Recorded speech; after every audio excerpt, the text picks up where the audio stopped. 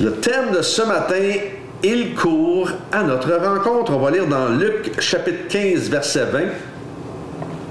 Et il repartit chez son père, tandis qu'il était encore assez loin de la maison. Son père le vit et en eut profondément pitié. Il courut à sa rencontre, le serra contre lui et l'embrassa.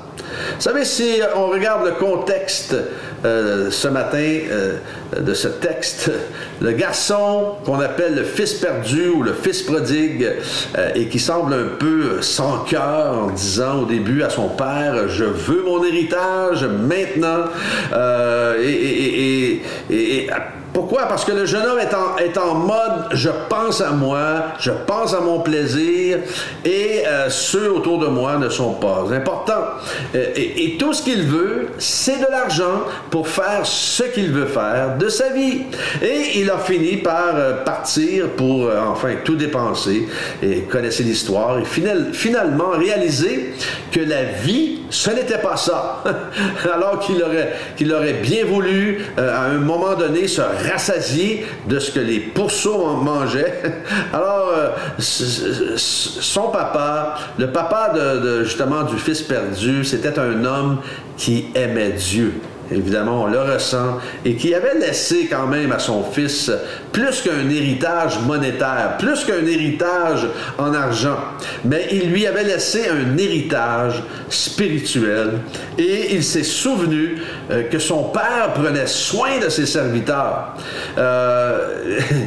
Et c'est ce qu'il s'est dit à un moment donné, les serviteurs de mon père vivent mieux que moi. Alors, il savait que son père était aussi un homme juste. Et vous savez, c'est cet héritage qui est resté dans la pensée et dans le cœur du fils perdu et qui l'a ramené à la maison par la suite. Vous savez, honnêtement, que feriez-vous si votre enfant, qui était disparu pendant un bon moment, reviendrait à la maison avec des regrets et une attitude de pardon? Et moi, je crois que je serais le premier à courir vers mon fils. Je ne sais pas vous, mais moi, oui. Et le papa du fils prodigue, ici, le fils perdu, malgré le départ de son fils, est resté en mode je fais le guet et j'attends le retour de mon fils. J'attends son retour. Et peu importe, il est prêt à l'accueillir lorsqu'il revient. Alors, imaginez-vous la scène pour un instant. Imaginez-vous la scène du père qui court vers son fils pour se jeter à son cou et l'embrasser. Vous savez, Dieu est comme ça avec nous. Dieu est comme ça avec nous. Il attend parfois que nous réalisions notre situation sans nous forcer, parce que son amour, elle est inconditionnelle. Dieu va jamais nous forcer, évidemment, à l'aimer. Mais si vous pensez aller trop loin, même aujourd'hui, dans vos mauvais choix, dans vos mauvaises décisions, comprenez que Dieu est toujours aux aguets pour vous accueillir.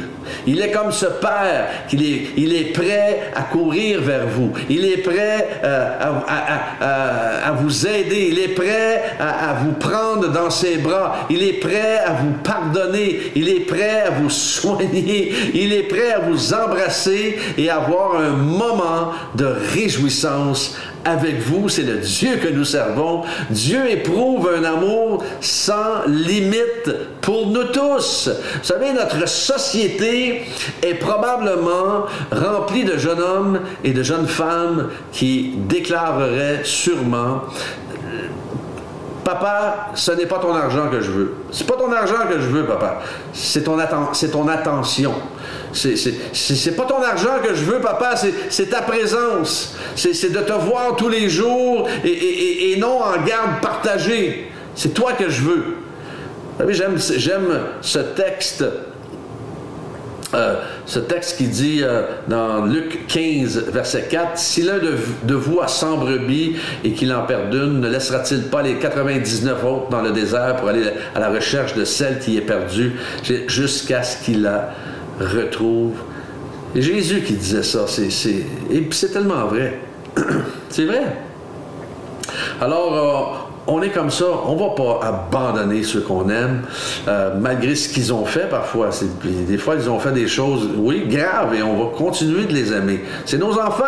Alors aujourd'hui, si vous êtes cette personne qui peut-être n'a pas eu l'attention d'un père, peut-être c'est arrivé, vous avez peut-être grandi et votre père n'était pas là, ou il était là, mais il n'était pas là. Vous savez ce que je veux dire?